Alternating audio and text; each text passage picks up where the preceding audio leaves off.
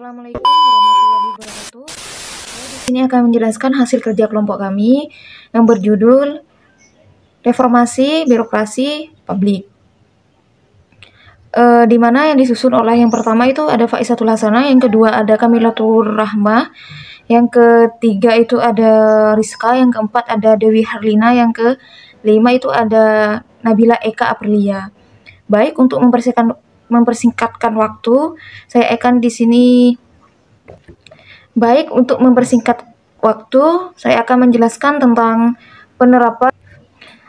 penerapan prinsip efisiensi, transparansi, akuntabilitas dalam reformasi publik. Yang pertama itu ada efisiensi, berarti memanfaatkan sumber daya secara optimal untuk memberikan hasil yang maksimal dengan biaya terendah. Dalam pelayanan publik ini mewujudkan dengan mengurangi birokrasi yang berlebihan dan memanfaatkan teknologi serta meningkatkan kapasitas sumber daya manusia agar pelayanan ini lebih cepat dan tepat sasaran. Contohnya itu kayak penerapan e-government atau pelayanan publik yang berbasis daring. Hal ini bertujuan untuk mengurangi kontak yang secara langsung dan mempercepat proses pelayanan administrasi. Terus menjadi lebih mudah oleh masyarakat untuk diakses. Yang kedua ada transparansi. Transparansi ini berupa kayak publikasi anggaran, terus prosedur layanan, hingga hasil kerja instansi. Ketika publik memiliki akses ke informasi, mereka dapat mengawasi kinerja pemerintah secara langsung. Contohnya itu kayak proporter layanan, informasi publik yang memungkinkan masyarakat untuk mengakses layanan informasi agar anggaran atau laporan kerja secara daring. Pemerintah daerah atau nasional dapat menyajikan informasi ini untuk diakses publik secara bebas, seperti penggunaan dan bantuan sosial atau proyek-proyek pembangunan. Hal ini bertujuan untuk meningkatkan transparansi dan kepercayaan masyarakat terhadap pemerintah, dikarenakan merasa lebih informasinya itu dan dapat dimiliki oleh hak untuk mengetahui bagaimana dana itu digunakan. Yang ketiga itu ada akuntabilitas, berarti tanggung jawab pemerintah untuk instansi publik untuk memperjelas atau mempertanggungjawabkan kebijakan dan tindakan mereka kepada masyarakat. Akuntabilitas dalam reformasi publik ini mencakup penilaian kinerja, pengawasan internal dan eksternal, serta tindakan disiplin bagi pegawai publik yang melakukan pelanggaran. Contohnya itu kayak pembentukan lembaga pengawasan independen yang mengawasi dan menerima laporan masyarakat terkait keluhan atau penyimpangan dalam penyampaian aduan. Dan pemerintah itu diwajibkan untuk menindaklanjutkan atau memperbaiki layanan tersebut. Hal ini bertujuan untuk mendorong perbaikan layanan karena pegawai publik merasa bertanggung jawab atas kualitas pelayanan yang diberikan, sehingga mengurangi risiko korupsi dan meningkatkan integritas pelayanan. Mungkin dengan penerapan 3 prinsip ini, kualitas pelayanan publik itu diharapkan dapat meningkat, sehingga masyarakat merasakan pelayanan yang lebih baik, cepat, dan terpercaya. Baik, saya di sini akan melanjutkan pembahasan dari pemateri pertama. Sebelumnya, perkenalkan, nama saya Kamilatur Rahmah Miladian, NIM 2022-310045. Saya akan menjelaskan tentang faktor-faktor yang menyebabkan resistensi terhadap perubahan dalam proses reformasi publik dan cara mengatasinya. Yang pertama, kepentingan pribadi dan ketakutan akan kehilangan. Ketika reformasi dilakukan, seringkali individu atau kelompok merasa terancam akan posisi, kekuasaan, atau manfaat yang sebelumnya mereka nikmati. Ketakutan akan kehilangan ini mendorong resistensi terhadap perubahan. Cara mengatasinya yaitu menerapkan komunikasi yang transparan dan menjelaskan manfaat jangka panjang dari perubahan dapat membantu mengurangi kekhawatiran tersebut. Libatkan pegawai sejak awal dalam proses perubahan agar mereka merasa memiliki andil dalam reformasi. Dan yang kedua, kurangnya pemahaman dan informasi, yang dimana resistensi dapat muncul karena kurangnya pemahaman mengenai alasan dan manfaat perubahan. Tanpa reformasi yang jelas, individu atau kelompok cenderung meragukan reformasi dan menolaknya. Cara mengatasinya yakni memberikan pelatihan, penyuluhan, atau seminar yang berfokus pada edukasi pegawai mengenai tujuan reformasi, serta manfaatnya bagi organisasi dan masyarakat. Dan yang ketiga, budaya organisasi yang kaku. Budaya organisasi yang tidak fleksibel atau birokratis sering menjadi penghalang besar bagi reformasi. Struktur organisasi yang hierarkis dan prosedural membuat adaptasi perubahan menjadi lebih sulit. Cara mengatasinya yakni membangun budaya organisasi yang lebih adaptif dan terbuka terhadap inovasi dengan mengubah struktur organisasi yang ke arah yang lebih flat atau mendukung pengambilan keputusan secara partisipatif. Dan yang keempat, ketidakpastian dan ketidakstabilan. Perubahan yang dimana sering bawa ketidakpastian yang bisa menyebabkan stres atau kecemasan, individu mungkin merespon perubahan dengan menolaknya untuk mempertahankan stabilitas yang sudah ada. Cara mengatasinya yakni menyediakan dukungan psikologis seperti konseling atau pelatihan manajemen stres. Pemimpin harus memastikan bahwa proses transisi dilakukan secara bertahap agar tidak terlalu mengejutkan. Dan yang terakhir atau yang kelima, kurangnya komitmen pemimpin. Ketika pimpinan tidak menunjukkan komitmen penuh terhadap reformasi, pegawai di bawahnya cenderung enggan mengikuti perubahan. Komitmen pimpinan yang lemah memberi sinyal bahwa reformasi mungkin tidak penting atau hanya sementara. Cara mengatasinya yakni pemimpin perlu menunjukkan komitmen secara konsisten melalui komunikasi yang aktif, keterlibatan langsung dalam proses perubahan, dan memberikan contoh nyata kepada pegawai. Dan mereka juga perlu menetapkan visi dan arah yang jelas. Sekian dari saya, terima kasih. Saya Kapriya Nabila sebagai pemateri ketiga. Di sini saya akan menjelaskan tentang pengaruh penggunaan teknologi informasi terhadap keberhasilan informasi publik. Penggunaan teknologi informasi memiliki pengaruh yang signifikan terhadap keberhasilan informasi publik di berbagai sektor pelayanan. Teknologi informasi memungkinkan pemerintah untuk meningkatkan efisiensi dan efektivitas layanan dengan proses administrasi yang lebih cepat.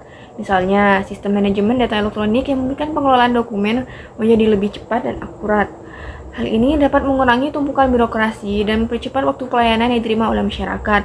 Dengan begitu, masyarakat dapat mengakses layanan dengan lebih mudah dan cepat, sehingga meningkatkan kepuasan masyarakat terhadap pelayanan publik yang selain meningkatkan efisiensi, teknologi informasi juga berperan besar dalam menciptakan transparansi di sektor publik. Sistem layanan digital seperti e-government dan portal informasi publik memungkinkan masyarakat untuk mendapatkan informasi yang akurat mengenai kebijakan, peraturan, serta prosedur layanan publik. Transparansi ini membantu mencegah tindakan korupsi dan penyalahgunaan wewenang. Karena masyarakat dapat menguasai kinerja pemerintah dengan akses yang mudah terhadap informasi, masyarakat memiliki kesempatan untuk ikut serta dalam proses pengawasan sehingga memperkuat akuntabilitas instansi publik. Teknologi informasi juga meningkatkan akurasi dan kualitas data yang digunakan dalam pengambilan keputusan. Dalam reformasi publik, data yang akurat sangat penting untuk merumuskan kebijakan yang relevan dan efektif. Sistem informasi berbasis teknologi memungkinkan instansi publik mengumpulkan, menyimpan, dan menganalisis data secara real-time. Hal ini membuat perumusan kebijakan menjadi lebih berdasarkan bukti, sehingga kebijakan yang dihasilkan lebih tepat sasaran dengan kebutuhan masyarakat. Penggunaan teknologi informasi di sektor publik juga meningkatkan aksesibilitas layanan bagi seluruh lapisan masyarakat, termasuk masyarakat di daerah terpencil. Berbagai platform digital memungkinkan masyarakat mengakses layanan publik tanpa harus datang ke kantor pemerintahan yang seringkali membutuhkan biaya dan waktu. Seperti contohnya saat membuat KTP dan SIM atau sebagainya. Tetapi sekarang dapat dilakukan secara daring. Dengan demikian, layanan publik menjadi lebih inklusif dan dapat menjangkau seluruh kalangan sehingga meningkatkan pemerataan akses dan kualitas pelayanan. Secara keseluruhan, pengaruh teknologi informasi terhadap reformasi publik sangat besar dan mendalam. Dengan efisiensi yang meningkat, transparansi yang terjamin, dan data yang lebih akurat, pemerintah dapat memberikan pelayanan yang lebih responsif, adil, dan merata. Meski begitu, keberhasilan ini tetap memerlukan dukungan berupa pelatihan SDM, pembenahan infrastruktur, serta edukasi kepada masyarakat agar siap mengakses layanan berbasis teknologi. Dengan adanya upaya-upaya ini, reformasi publik melalui teknologi informasi dapat memberikan dampak positif yang berkelanjutan bagi pembangunan dan kesejahteraan masyarakat. Pemateri selanjutnya akan dipaparkan oleh pemateri keempat. Assalamualaikum warahmatullahi wabarakatuh. Perkenalkan, nama saya Rizka, NIM 2022-310142. Di sini saya akan menjelaskan mata kuliah Reformasi Administrasi Publik yang berjudul Apa Peran dan Kontribusi SDM yang Profesional dalam Mendukung Beberapa Keberhasilan Reformasi Publik di berbagai sektor pelayanan. Peran kontribusi sumber daya manusia atau SDM yang profesional bertujuan untuk meningkatkan efisiensi, efektivitas, akuntabilitas, dan transparansi dalam pelayanan publik. Ada beberapa peran kunci yang dimainkan SDM profesional dalam konteks tersebut, yaitu ada 6. Yang pertama, meningkatkan efisiensi dan produktivitas, di mana SDM yang terampil dan profesional mampu meningkatkan efisiensi dan produktivitas melalui penerapan proses kerja yang lebih terstruktur dan terstandar. Mereka juga mampu merancang alur kerja yang mengurangi waktu dan biaya operasional. Yang kedua, menjaga transparansi dan akuntabilitas, di mana hal tersebut memiliki integritas tinggi, memastikan bahwa proses kerja dalam lembaga publik dijalankan dengan jujur dan terbuka, dan sehingga mencegah korupsi atau penyalahgunaan wewenang dalam layanan publik. Yang ketiga, adaptasi terhadap perubahan dan inovasi. Hal tersebut harus profesional yang memiliki keterampilan tinggi dalam bidang manajemen. Perubahan dapat membantu organisasi publik dan beradaptasi terhadap reformasi yang diterapkan, dan mereka mampu mengidentifikasi peluang untuk inovasi dalam layanan publik, seperti pemanfaatan teknologi digital dalam layanan online yang dapat meningkatkan aksesibilitas dan kenyamanan bagi masyarakat. Yang keempat, peningkatan kompetensi dan pelatihan SDM, di mana hal tersebut harus profesionalisme SDM mendukung keberlanjutan reformasi publik melalui pengembangan potensi. Pelatihan dan pengembangan kompetensi ini memastikan bahwa pegawai publik memiliki keahlian terbaru yang relevan dengan tuntutan pelayanan masyarakat. Dan yang kelima, penguatan budaya organisasi. Hal tersebut turut membentuk budaya organisasi yang berorientasi pada pelayanan publik yang prima. Budaya organisasi ini mencakup semangat pelayanan yang responsif terhadap kebutuhan masyarakat, kerjasama tim yang kuat, dan komitmen terhadap prinsip pelayanan publik yang baik. Dan yang terakhir, membantu implementasi kebijakan dengan efektif. SDM kompetitif memainkan peran penting dalam penerjemahan kebijakan menjadi aksi nyata, dan mereka memastikan kebijakan yang dirancang di tingkat pusat atau daerah dapat diimplementasikan secara konsisten dan efektif di lapangan, sehingga masyarakat benar-benar merasakan manfaat dari reformasi tersebut. Dengan demikian, SDM yang profesional tidak hanya berfungsi sebagai pelaksanaan, tetapi juga sebagai penggerak dan pengembangan dalam upaya reformasi pelayanan publik. Sekian presentasi dari saya atau penjelasan dari saya, kurang lebihnya saya mohon maaf. Wassalamualaikum warahmatullahi wabarakatuh. Selanjutnya saya akan membahas materi yang terakhir, yaitu dampak reformasi publik terhadap peningkatan kepercayaan masyarakat terhadap pemerintah dalam layanan publik yang lebih transparan. Reformasi publik telah berdampak signifikan dalam meningkatkan kepercayaan masyarakat terhadap pemerintah, terutama melalui pelayanan publik yang lebih transparan. Dengan reformasi, pemerintah mendorong perubahan dalam sistem administrasi dan kebijakan pelayanan publik yang sebelumnya birokratis menjadi lebih terbuka dan mudah diakses. Reformasi publik yang fokus pada transparansi bertujuan untuk mengurangi kesenjangan informasi antara pemerintah dan masyarakat. Selanjutnya, transparansi dalam pelayanan publik berkontribusi dalam pencegahan korupsi dan praktek maladministrasi. Reformasi publik yang mencakup kebijakan seperti e-government atau sistem layanan daring memungkinkan masyarakat untuk memantau dan mengawasi kinerja pemerintah secara langsung. Sistem daring ini meminimalisir kontak fisik antara pegawai pemerintah dan masyarakat sehingga resiko terjadi suap dan pungutan liar dapat dikurangi. Reformasi publik juga memberikan ruang bagi partisipasi masyarakat dalam proses pengambilan keputusan. Dengan adanya keterbukaan informasi dan platform partisipasi yang disediakan oleh pemerintah, masyarakat dapat memberikan masukan atau saran terkait pelayanan publik yang lebih baik. Partisipasi ini tidak hanya menciptakan hubungan yang lebih baik antara masyarakat dan pemerintah, tetapi juga meningkatkan rasa kebijakan yang dibuat. Selain itu, reformasi publik yang mengedepankan transparansi turut menciptakan lingkungan di mana pemerintah harus lebih bertanggung jawab.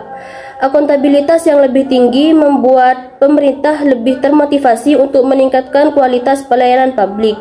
Masyarakat dapat lebih mudah mengajukan kritik dan keluhan apabila pelayanan yang diberikan tidak memadai. Dengan sistem yang lebih transparan, pemerintah dapat memperbaiki kinerja dan mempertahankan kepercayaan masyarakat secara berkelanjutan. Sekian presentasi dari kelompok kami. Kurang lebihnya mohon maaf. Wassalamualaikum warahmatullahi wabarakatuh.